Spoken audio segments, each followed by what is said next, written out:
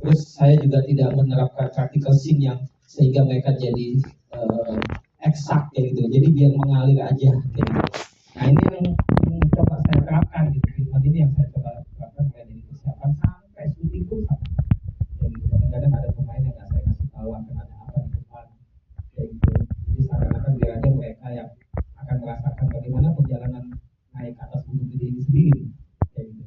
Nah ini yang coba saya biasakan waktu sama persiapan kayak gitu. Dan sangat luar biasa ya, itu juga kita juga dibantu dengan 150 porter ya, 150 porter itu kita syuting di atas selama seminggu di camping di Surya Kencana kayak gitu. Terus ada di sisi Telaga Biru juga kayak gitu. Temanya juga sempat hadir juga di sana gitu. Dan itu jadi energi bagi saya kayak gitu untuk bahwa semua peduli dan bangga gitu ada di sini. Dan saya pun sampai hari ini juga masa ini suatu film yang sangat beda lagi dan saya bangga berada di sini.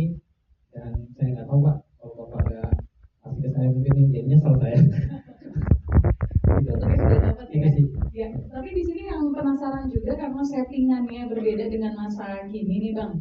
2007 syuting sekitar 2024 itu bagaimana mengakalinya? Karena kan kalau kita lihat beberapa hal itu pasti berubah, terutama lokasi atau bagaimana? Ya karena secara lokasi dan lainnya juga kita selalu menginput ya data-data gitu kayak dari tim masyarakat saya dan selalu sendiri gitu yang mencari data, dan tim produksi juga mencari tahu betul-betul di era tahun pergantian di antara tahun 90-an sampai 2005 kayak gitu. Jadi di situ kita coba untuk analisa gitu kayak misalnya mereka berhenti kalau di ceritanya temanya yang kita sudah berikan ada mereka berhenti di Telaga Biru. Bagaimana Telaga Biru yang sekarang dan bagaimana Telaga Biru yang dulu kayak gitu loh. Jadi kayak di Telaga Biru itu sebenarnya sudah mulai di tahun sekarang sudah mulai lebih rapi ya, misalnya gitu ya, lebih tertata. Jadi sehingga ada beberapa angle yang harus kita hindarin gitu. Karena terus terang saya tidak mau menyentuh visual effect yang berlebihan kayak gitu, karena ini rasanya ini yang kayak tadi aja kalau dilihat Telaga Putri Telaga aja itu kita benar-benar syuting di Telaga Biru dengan pakai sling kayak gitu. Jadi enggak, itu bukan green screen kayak gitu. Jadi memang sampai segitunya saya memaksakan syuting ini gitu secara real gitu. Jadi secara orang aja waktu pas naik gunung aja bingung, padahal di situ nggak boleh camping ya, ada mitosnya kayak gitu. Tapi kalau ini kok orang-orang ada sekitar 100-an orang kok camping di sini gitu, karena ada mitosnya kan kalau lewatin Telaga Biru itu nggak boleh berhenti saat maghrib. Nah ini malah camping di situ kan gitu. Ya alhamdulillah semuanya alam mendukung kita gitu. Maksudnya niat yang positif kayak gitu. Baik, terima kasih Mas. Ini udah diceritakan juga bagaimana riset yang paling penting ya, karena untuk membawa kembali unsur 2007 ke tahun sekarang ini challenge tersendiri. Baik, kita akan ke para cast yang di depan. Saya minta tepuk tangannya dulu untuk teman-teman cast kita. Ke kakak Asyel dulu nih. Wah, tadi ada tepuk tangannya nih, rame loh. Oh, ini jadi serba pertama ya, film horor pertama. Betul, jadi pemeran utama juga. Betul, alhamdulillah. Pengalaman pertama naik gunung juga. Bener banget. Serba pertama, tapi ini yang pertama-tama mau ditanya ini, lebih susah mana akhirnya? Acting kesurupan atau naik gunung? Nah. Oke, makasih Kak pertanyaannya. Halo semuanya, selamat sore. Jadi kalau ditanya susahan yang mana, naik gunung atau acting kesurupan, aku bakal jawab susah naik gunung sih sebenarnya. Karena mungkin ini cerita udah banyak kesempat. Kalau misalnya aku pas proses reading itu sempat kemasukan almarhumah Ita gitu. Sebenarnya bukan kemasukan sih, aku nganggapnya lebih ke mau kenalan ya, mau say hi aja gitu ke aku sebelum aku mendalami menjadi karakter Ita. Karena ini aku pertama kali naik gunung, aku tuh sebenarnya anaknya lumayan suka olahraga, tapi naik gunung aku merasa beda gitu. Karena berjam-jam aku sama kes-kes yang lain naik gunung normalnya itu biasanya 9 sampai 12 jam. Tapi aku Arla, Endi sama Razan itu nyampe sampai ke Surya Kencana dari bawah itu sekitar 5 jam. Jadi lumayan cepat ya untuk pertama kali. Ya sorry aja nih ya. Sorry aja nih ya. Iya, jadi iya sutradaranya 13 jam kalau nggak salah. Bukan. Oke, berarti memang ternyata lebih susah ya, tapi bonding kalian kan dapat banget, khususnya nih ketika melihat persahabatan Ita dan juga Maya. Gimana tuh kamu ngelihatnya sendiri sebagai pemeran apalagi? Jujur aku sama Arla itu untuk pendekatannya gak terlalu lama. Dari pertama proses casting, di hari pertama aku sama Arla ketemu Asmaya Edita, itu kita langsung dapet chemistry-nya, langsung ngerasa oh cocok sama Arla.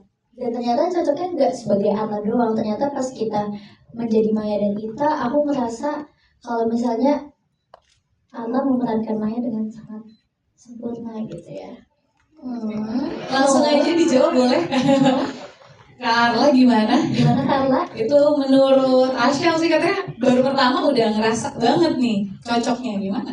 Asyel ngomong gitu jadi mau nangis aku. Nangis dong please. Kan jangan nanti dijadiin apa clickbait gitu. Enggak. Justru itulah. Enggak apa-apa. Tapi ya itu sama sih, aku juga proses pencarian kita itu lumayan lama dan aku tuh udah menjalani reading berapa kali sama beberapa cast yang lain.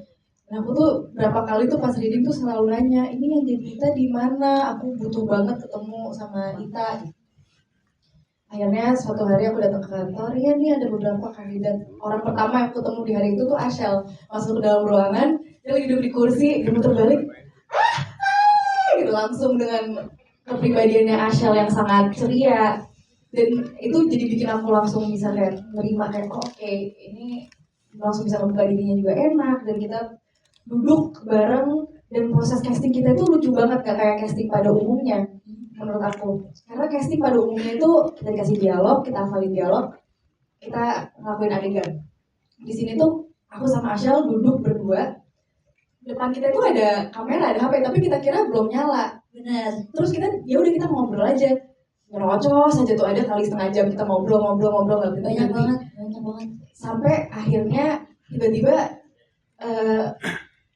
orang castingnya datang ke kita, oke, dari tadi kita ngerekam kalian ya by the way.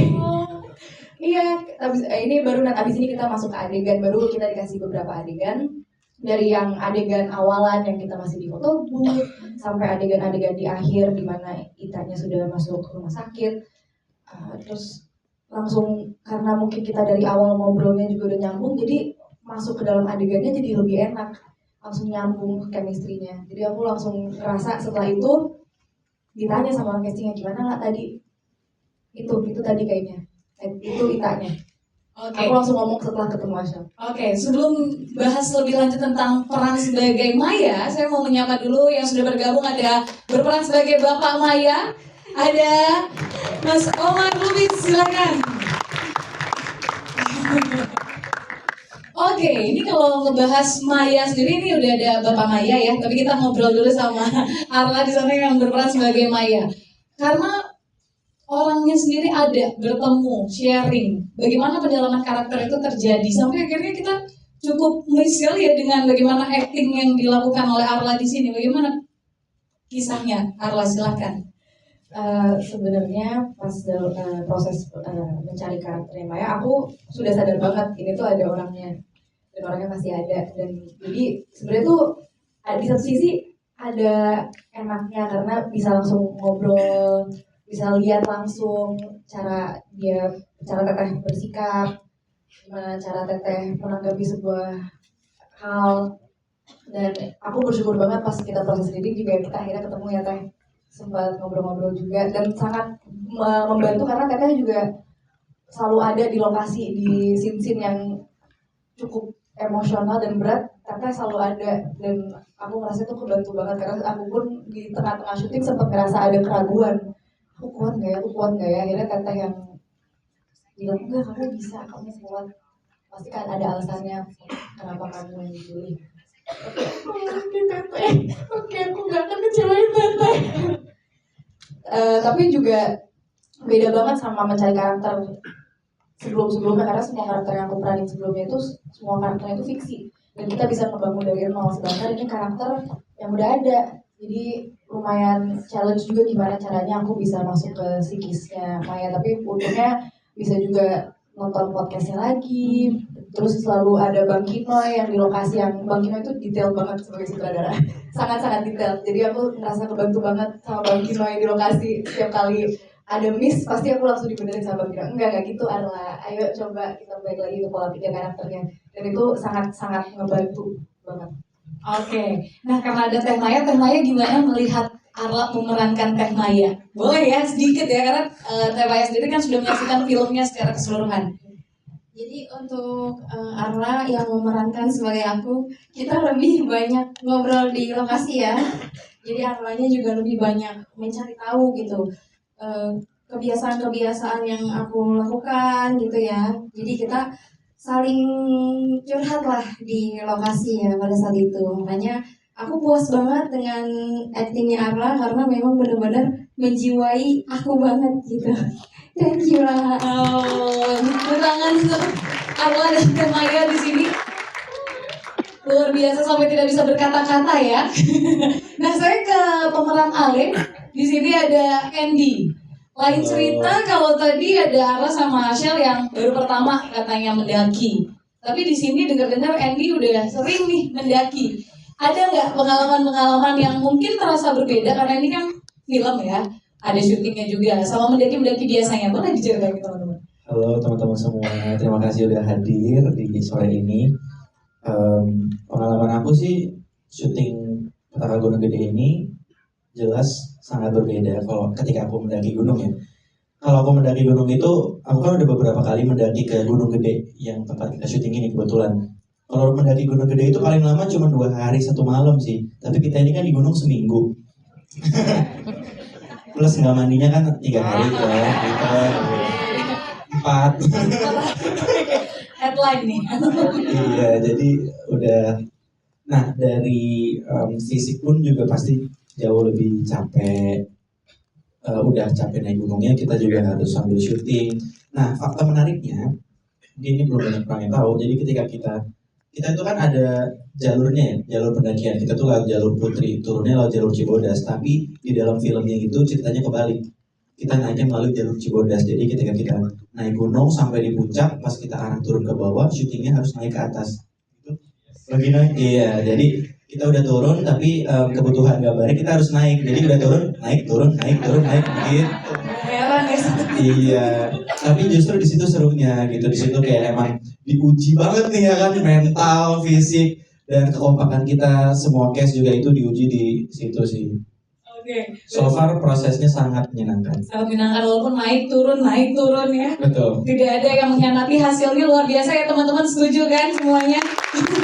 Nah, saya ke geng naik gunung nih. Ada Raihan Khan, terus juga ada Moh Iqbal Sulaiman, ada Jeremy Moremans juga sama Razat Zu. Ini pasti punya kisah yang beda-beda nih tentang proses syutingnya. Boleh nih di-sharing. Dari siapa dulu? Dari Raihan dulu deh, boleh. Raihan Khan, silakan. Oke, assalamualaikum, selamat siang. Gunung fun ya. Bukan ya, oke. Ya, fun fact, saya yang paling terakhir nyampe sana.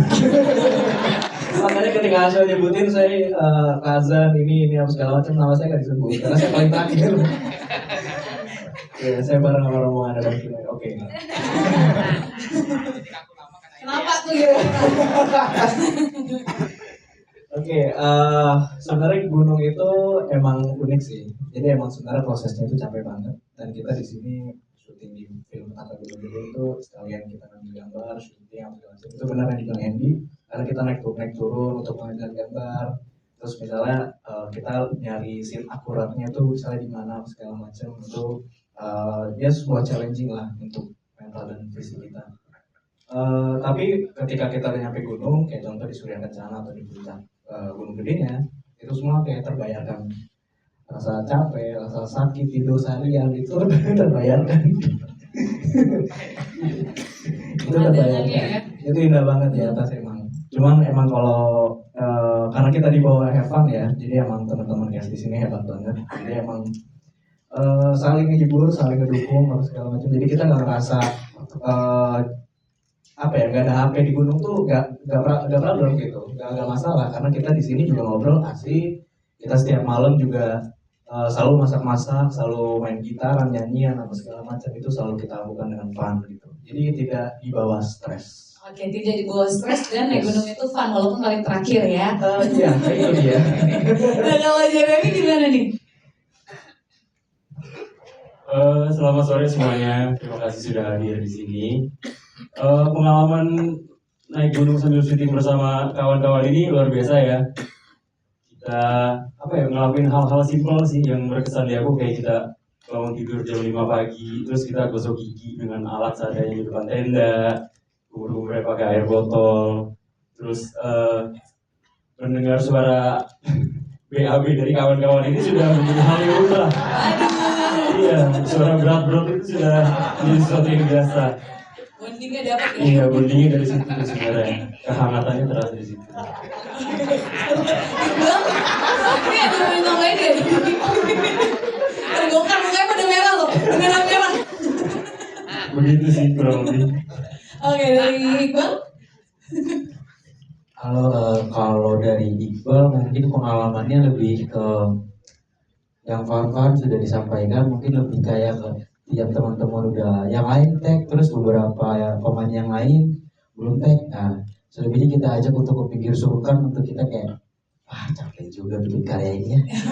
Tapi karyanya bagus, kita harus total gitu. Jadi kerjaannya tiap sore nongkrong di pinggir surkan, terus kita ngelamun, nunggu kabut datang, habis itu balik ke tenda, terus semangatin teman-teman yang baru pulang tag. Wih, semangat, mau masak apa? Mau makan apa? Mie kan, nanti kita masakin. Tapi ujung-ujungnya masakin tetap Andy. Terima kasih banyak Bang Andy udah mau masakin kita, mau masakin wedang, masakin kita mie. Love you Bang. Terima kasih. Love you malam ini. Oke, Andy udah benar-benar kayak karakter banget ya, Sesuai. ngomong yang lain. Itu dia, sesuai banget. Nah kalau Razan? Yang seru saat naik gunung tuh kita nggak ngelakuin aktivitas yang biasa kita lakuin di rumah atau mungkin di kota ya, karena kan biasa kita ada sinyal, dan salah satu yang ngebantu kita buat bonding tuh ya justru karena nggak ada sinyalnya itu, jadi kita nggak tahu mau ngapain lagi selain ngobrol gitu kalau lagi nggak take, kalau lagi nggak syuting gitu. Dan untungnya teman-temannya sangat-sangat suportif dan ngebantu, teman-teman yang hebat-hebat ini jadi mudahan prosesnya dan nggak ngebawa pengalaman yang kurang enak gitu kan. Enak banget berbeda sama mereka tuh, teman yang luar biasa ini. Dan benernya juga itu Andy tuh super lengkap, dia sangat-sangat prepare. Jadi kalau waktu naik gunung tuh yang aku bawa cuma kebutuhan pribadi, kalau dia kebutuhan kita semua yang udah disiapin sama dia, benar banget. Jadi kalau nggak ada dia, nggak ada Jeremy, udah tuh nggak makan apa-apa tuh. Andy berarti bawaannya kayak paling berat ya? Berat dia, berat banget. Dia porter kalau nggak salah ya gitu. Oh bukan ya? Dari 150 ada endingnya ternyata, 150 motor ada endingnya. Oke, nah saya di sini ada juga yang memerankan karakter yang juga sangat penting sebagai orang tua. Ini kan tentu ada bonding tersendiri yang diciptakan, ada Mbak Meike, terus juga Mbak Mesya sama Mas Umar Lubis. Boleh diceritakan proses syutingnya ke teman-teman media, lalu bagaimana, karena ini kan adalah film horor yang penuh kasih sayang yang dibalut dengan kisah cinta persahabatan. Bagaimana proyek ini, mata teman-teman? Ya, silakan. Assalamualaikum warahmatullahi wabarakatuh. Sebelumnya terima kasih semua udah pada hadir di sini, terutama buat staff Mission Pak Parles, Bang Kino yang udah kasih kesempatan buat saya buat jadi ibunya Ita. Jadi pertama saya ditawarin film ini, baru dikasih tahu kalau ini based on true story. Saya langsung lihat YouTube-nya Maya, saya tonton dari awal sampai habis. Terus ketika saya baca skenario-nya, yang saya lihat scene saya itu setnya di mana? Rumah sakit. Gak ada gunung, alhamdulillah.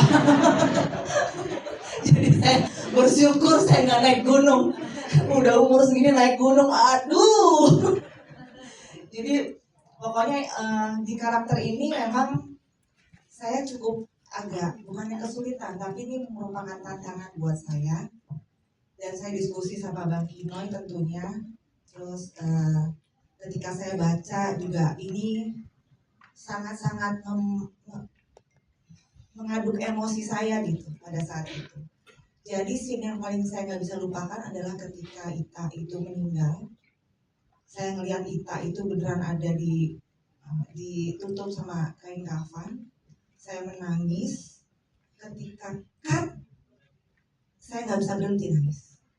Saya terus nangis sampai kayak saya ngerasa saya harus nafas, saya harus bisa keluar dari sini nih. Pokoknya saya emosi itu pada saat itu nggak tahu kenapa tiba-tiba klop di hati saya, terus tiba-tiba nggak bisa berhenti nangis. Dan itu nggak terjadi di reading. Jadi ternyata kalau yang saya alami di sini ketika kita reading, kita mendalami karakter yang satu sama lain. Bang Kino yang kasih tahu saya emosinya seberapa, tapi ketika di set itu semua berubah. Nggak tahu kenapa tiba-tiba itu ke bawah. Tapi memang ini merupakan tantangan buat saya. Ini juga film, alhamdulillah merupakan film pertama di tahun ini. Dan alhamdulillah dapat filmnya juga film bagus. Jadi ya prosesnya lumayan menyenangkan, walaupun berat gitu ya, nangis-nangis terus. Tapi alhamdulillah semuanya bisa berjalan dengan lancar. Scene saya memang terbanyak adalah connect-nya hanya dengan Ita dan Maya. Tapi kita bertiga benar-benar bisa ngerasain. Jadi pada saat scene tertentu kita ada waktu yang memang kita berpelukan bertiga, kita mencari emosi bertiga, kita benar-benar nangis bertiga ketika belum take gitu. Jadi pas pada saat take itu semua mengalir sangat baik gitu. Jadi emosinya memang digodok banget di situ. Jadi saya rasa sih itu aja. Buat saya pengalaman saya sebagai Ibu Ita sangat berkesan. Terima kasih. Terima kasih. Assalamualaikum warahmatullahi wabarakatuh. Ya, mungkin kalau dari segi peran ya, dari segi cerita ini sama seperti teman-teman yang lain, pastinya semua cast di sini merasa bangga untuk menjadi bagian dari film yang berawal dari podcast yang sangat fenomenal, based on true story. Walaupun di sini jatah aku nggak ikutan naik gunung, padahal pengen banget loh, ambisius banget. Balik ya, malahan berbalik. Iya. Padahal aku tuh begitu terima panggilan, aduh please dong bawa gue ke gunung-gunung. Gila ini gue banget ya, anak gunung banget kan aku ya dulu zaman SMA. Ini mengulang ya. Ternyata dikasih perannya, Masya Allah ya, Bang Umar ya menantang banget ya. Luar biasa, karena di sini tuh kita terlalu protagonis ya. Kayaknya emosinya flat gitu ya, macam keluarga cemara gitu ya. Jadi nggak tahu kenapa gitu Pak Parus kayaknya agak serem gitu ngasih aku tantangan yang lebih gitu ya. Selalu dikasih peran-peran yang baik, yang soleha, yang gitu ya. Mudah-mudahan nanti next film ya Pak Parus. Jadi gunung apa gitu, kelinci kayak gitu ya. Tapi semuanya buat aku menyenangkan sekali film ini, ketemu dengan anak-anak muda yang luar biasa, energinya gitu ya, dan juga digarap dengan Bang Kinoy, Mbak Upi, semua orang-orang di balik layar yang hebat-hebat, luar biasa. Jadi aku optimis banget dengan film ini akan menjadi box office. Ayo dong tepuk tangan, amin. Mudah-mudahan film ini banyak manfaatnya dan juga mengajarkan banyak hal-hal baik tentang persahabatan.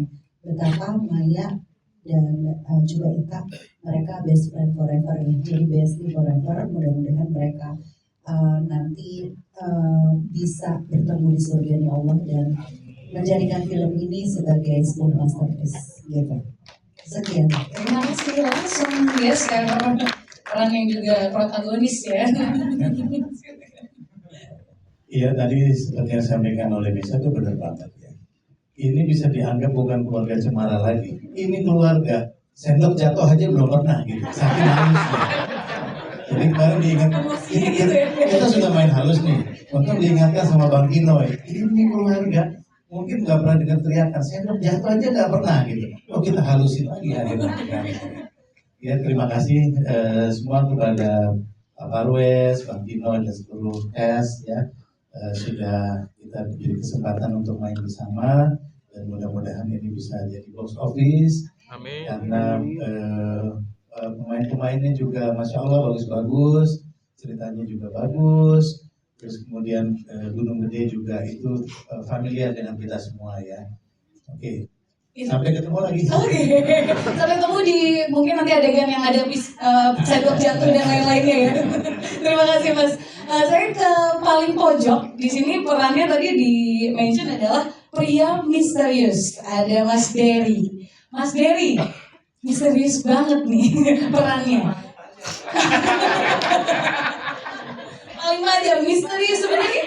Arahan sutradara itu seperti apa sih Mas untuk peran ini? Ya, selamat sore semuanya. Assalamualaikum warahmatullahi wabarakatuh. Terima kasih sudah datang. Yang pertama, sebetulnya kalau arahan dari Bang Kino sendiri cukup singkat, padat, dan jelas. Gitu ya. Nah, pokoknya asik aja. Asik gimana? Asiknya misterius. Ya, tapi begini. Tapi yang pasti saya senang gitu ya, bahagia, bangga juga bisa terlibat di produksi yang ceritanya sangat baik, ditulis dengan sangat baik, dan disutradarai dengan sangat baik pula. Juga dengan para cast yang orang-orang yang tekun dan serius, dan terima kasih tentunya buat Pak Parwes, itu dan Bang Tino juga Pak untuk kesempatan. Oke. Jawaban saja misterius ya, saya tepuk tangan teman-teman. Saya ke Ibu Nunung di sebelah. Ini tadi menyinggung sedikit seperti kata Pak Parwes di awal. Lagunya langsung menarik perhatian walaupun susah sekali carinya. Akhirnya ketika ketemu, bagaimana Bu? Akhirnya mau nih saya terlibat di proyek ini. Terima kasih sayang. Assalamualaikum warahmatullahi wabarakatuh. Wilujeng tepang sadayana ilmu gelis makasih. Terima kasih saya dipertemukan dengan anak-anak yang semangatnya luar biasa. Sebetulnya saya itu merasa kalau kata orang Sunda itu rebes ya. Seorang Bapak Parwes kok mau-maunya telepon saya yang seorang apa gitu ya. Kalau kata Pak Parwes, ibu artis ya, tapi saya artis dari luhur gitu. Tadinya punten ya Pak Parwes, berapa hari saya nggak buka itu chatnya, karena sekarang itu suka banyak hoak-hoak gitu, takut gitu ya. Iya, namanya saya nggak asing, cuman kan takut gitu ya Pak ya. Cuman ketika WA terakhir, beliau menyebutkan bahwa saya dapat telepon Teh Nunung itu dari Kang Dalang Dadan Sunandar Sunaria gitu.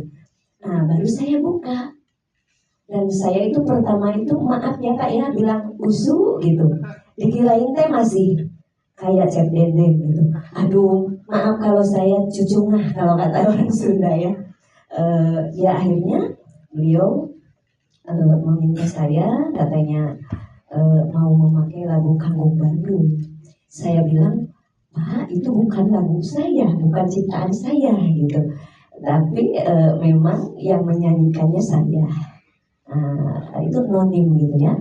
Nggak apa-apa kata beliau, saya mau pakai. Oh mangga gitu, alhamdulillah. Terus saya mau ngasih uang berapa gitu. Loh kenapa saya dikasih uang gitu kan ya. Ya tapi kalau dikasih ya alhamdulillah gitu ya.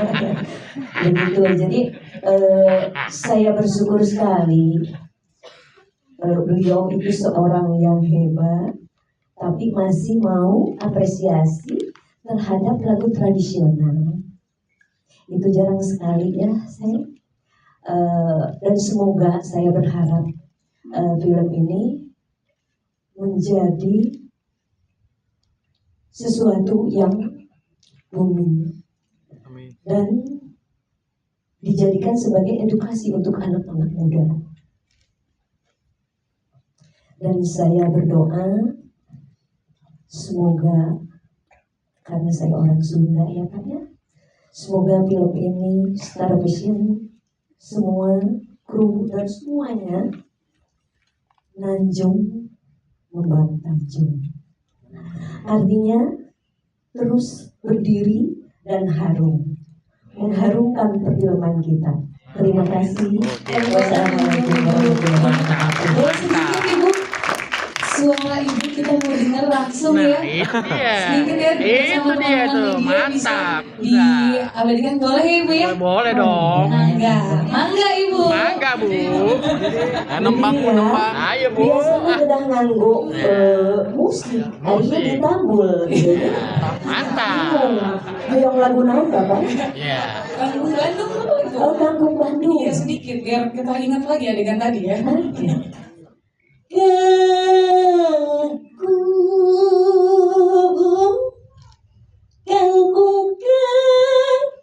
Bandung Campur tahu tempe. di Itama Majalaya. Hayu jujur, hayu dukung seni budaya di Sunda. Terima kasih. Sinden yang tadi otomatis langsung mengingatkan saya untuk membuka pertanyaan bagi teman-teman media. Tentu saja yang mempunyai pertanyaan kita akan buka sesi tanya jawab Q&A untuk 3 penanya terlebih dahulu. Boleh yang dari tengah ya, boleh disebutkan nama, jangan lupa dari media mana. Apaan langsung aja. Sini yang di tengah boleh, nah itu. Silakan, ada Mas Ari udah bocoran namanya ya. Mas Ari boleh diinfo dari media mana? Silakan Mas Ari.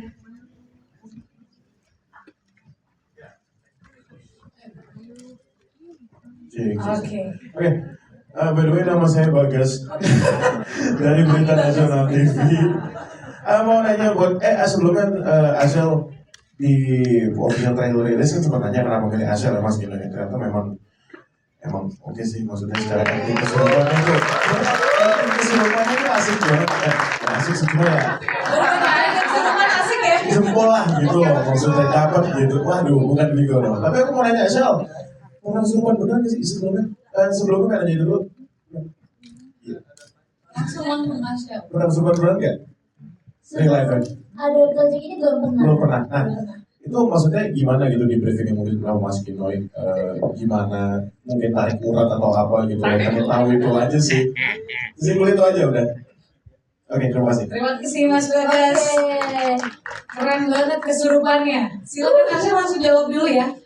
Untuk scene kesurupannya ya, menurut aku salah satu yang paling berat itu pas ada Pak Ustadz datang yang baru banget turun gunung, karena itu scene kesurupan pertama yang di take dari sebelum scene kesurupan yang lain.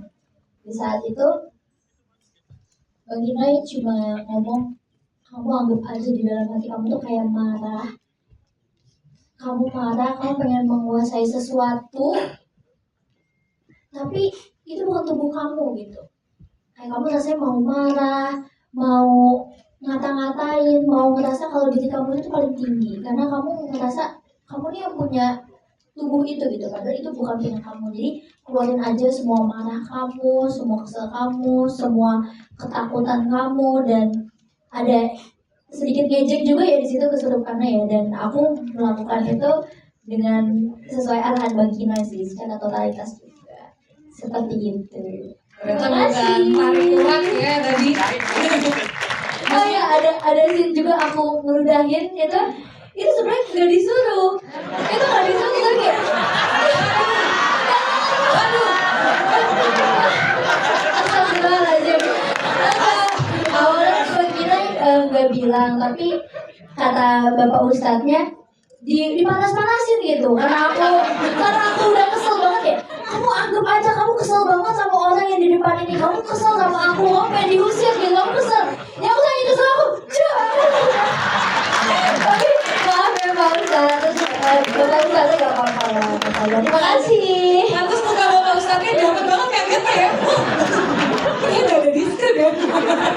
Maaf ya. Oke, terima kasih. Ada pertanyaan lagi untuk teman-teman? Saya masih buka untuk 2 penanya. Kalau enggak nanti kita akan doorstop aja supaya lebih intim ya. Boleh dong. Silakan.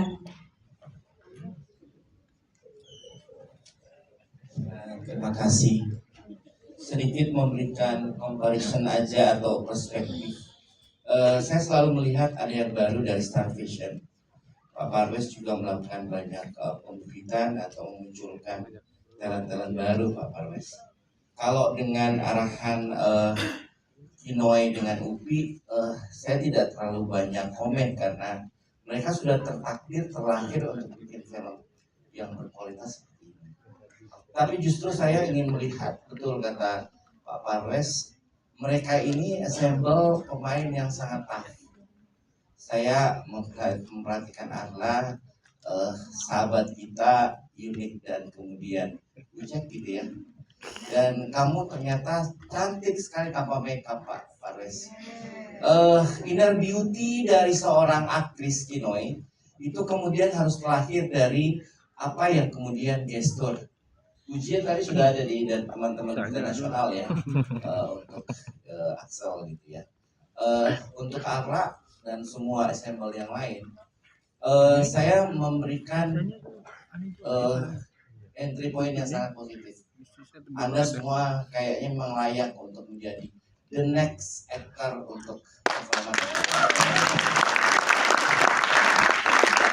Ada dua hal Pak Parwes. Yang kedua itu tidak karena bayarannya, tapi effort dan film tersebut. Jadi skenario itu kalau misalnya dialog tektokan itu mungkin kita bisa lihat dari frame yang lain. Tetapi bagaimana dia bisa menjiwai skenario itu dengan gerakan yang full, kontak fisik dan yang lain. Dan saya pikir Anda akan berproses dengan itu. Kalau Anda sudah mulai susah dengan film ini, saya pikir untuk the next-nya akan lebih mudah untuk melakukan itu. Bersusah-susah dulu, berakit-rakit kemudian. Saya cuma ingin ucapkan terima kasih dan selamat datang untuk kalian semua. Kalau mau bertanya, saya justru bertanya kepada Maya ya, Maya. Sampai sejauh mana sih kemudian imajinasimu terhadap sahabatmu pada saat kemudian kamu melihat semua yang sudah dibuat oleh teman-teman filmmaker ya, ada UPI dan tulisannya dan kemudian visualisasinya ada di Bang Kinoy. Karena kan tentunya imajinasimu kan tentu beda ya dengan kami yang menikmati podcast. Kamu yang menjalani dengan almarhum sahabatmu gitu ya, yang dihadirkan Pak Parwes di hari ini.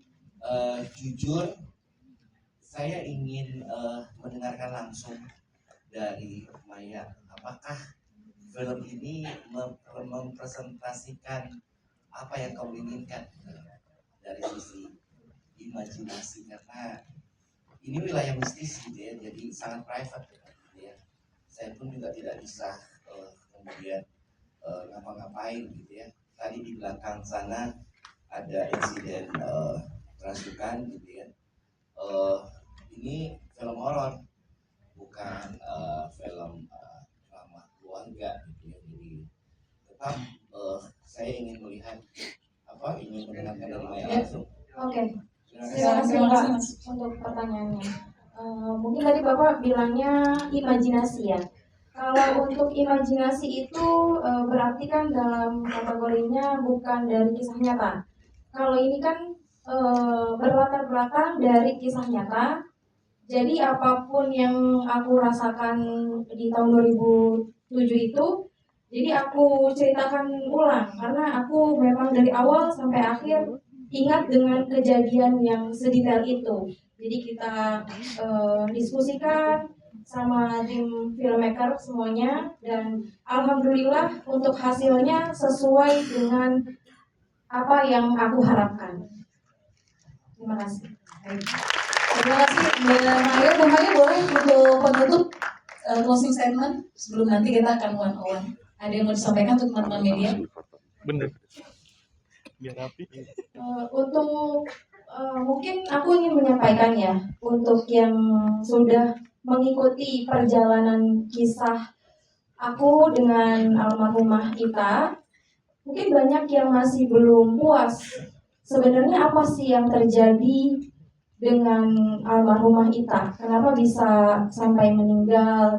Karena di cerita yang sebelumnya aku sampaikan itu belum sepenuhnya selesai. Jadi mungkin cukup lama ya terpendingnya, kurang lebih 3 tahun kalian masih bertanya-tanya, dan pertanyaan itu sampai sekarang masih banyak banget yang menanyakan itu ke aku. Nah, inilah saatnya untuk kalian tonton film Petaka Gunung Gede agar kalian dapat menemukan jawabannya di film ini secara tuntas. Terima kasih. Terima kasih. Dari Pak Pares sebagai closing statement, Pak Pares silakan.